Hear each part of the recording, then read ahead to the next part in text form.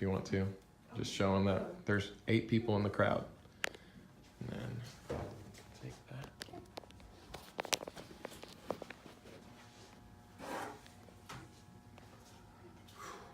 So a lot of people nowadays have this stigma with video games that all you do is sit in front of a TV or monitor and you just play the game. There's no benefits that come with it, and you're supposed to go outside and communicate with others, and you can't do that through video games. I highly disagree with that. There are a lot of different ways that video games and just gaming in general can really help social skills, can help problem solving skills, and then be a part of a community where some people might not fit in. To start, I want to talk about why I think the social skills is a very big importance to video games, because you have to be able to communicate well. Right here, this is Nick Merckx. He's a Twitch streamer on twitch.tv, and he has about 20,000 people watch him every day live. And I asked him a question, what has he got through video gaming? What kind of skills? Well, I'll say this. Gaming isn't, in a lot of ways, in a lot of different games, it's a team sport, man. Communication is everything. You're not going to communicate, you're not going to win. You got to communicate. And I thought that was pretty great for the fact that he's played in a lot of sports teams and a lot of professional esports. And being able to say that you have to communicate well with your team is huge just in basketball or NBA. But with those kind of sports, you have nodding, you have being able to dribble the ball and wave hands. With gaming, you don't have that. All you have is a mic. And so to be able to communicate efficiently, you have to have pretty solid communication skills. And that's where gaming in general really grows. From the University of Arizona, an article was wrote called Game Changer Video Games and Real World Problem Solving. They listed a few bullet points as some benefits to gaming, improving balance, increased speed in decision making, career enhanced socialization and career building skills, reduce stress and anxiety, and then lastly was encourage teamwork. Teamwork is just one of the many facets of social skills that you can get, but another one would be being able to describe something. In games like Minecraft or in Fortnite, being able to describe someone, hey, someone's building up high, or look at this building, this castle that I built, and being able to describe all the different intricate parts of it. That takes a lot of communication skill in itself. The second part I want to go to is problem solving, and why problem solving is just as important and another great skill that you get.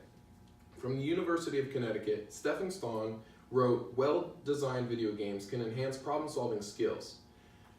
In this article, he had mentioned 3 different examples, one of them being NASA.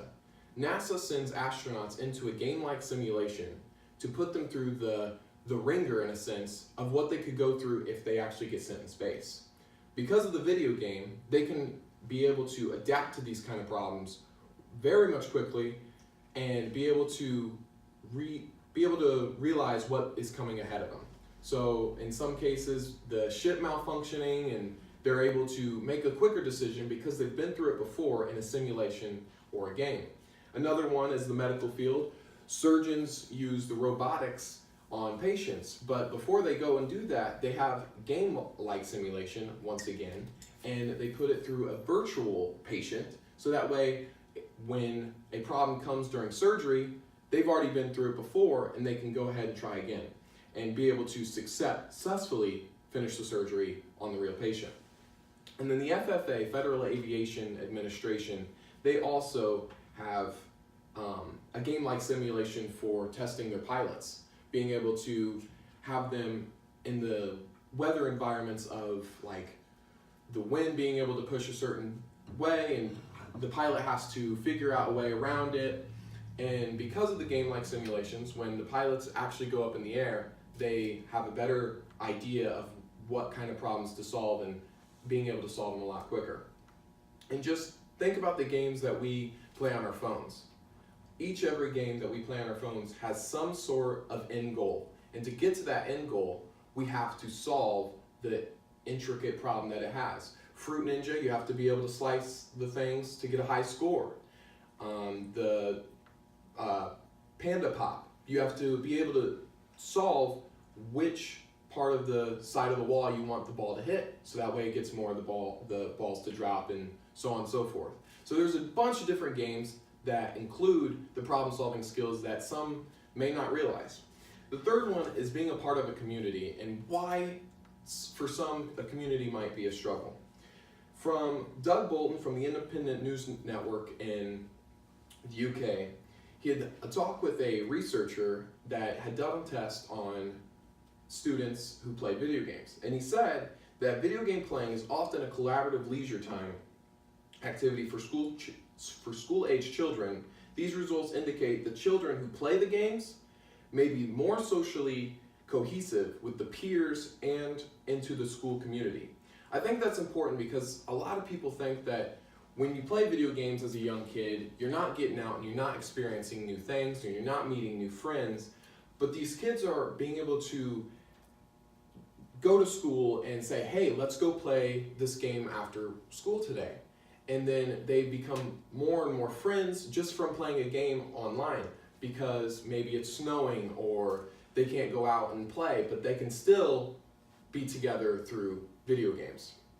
Another great form of community is esports, with how well an esports are doing. Look at Fortnite or look at CSGO, two major esport games. $1 million prize pools and everything, but there's the pros that play, just like NBA players. They get paid that kind of salary based on how well they play, everything like that.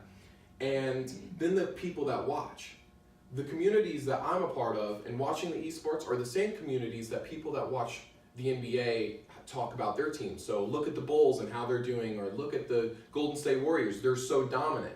On the flip side of video games, I'm in a community where I'm talking about Team Liquid and how they've been dominating in the Fortnite League, or how Australis has been going insane on CSGO. And being able to have that conversation with a lot of people that I may not really know. Nick Merckx, the guy that I mentioned earlier, he has a community himself called the MFAM. And the MFAM does a Sunday $8,000 giveaway almost every Sunday. And he gives back to the community in gaming peripherals, sometimes even cash, PC giveaways, anything like that, to give back to the community because of how supportive they've been for him. To wrap it all up, I wanted to really make an emphasis on how much gaming can really do for your social skills in today's age. And a lot of people don't see that.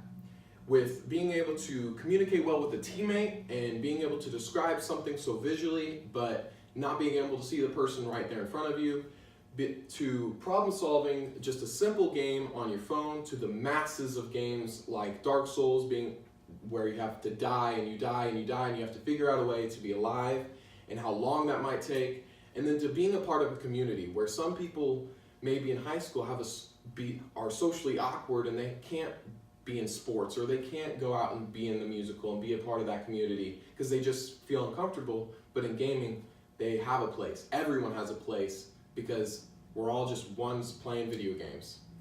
Thank you.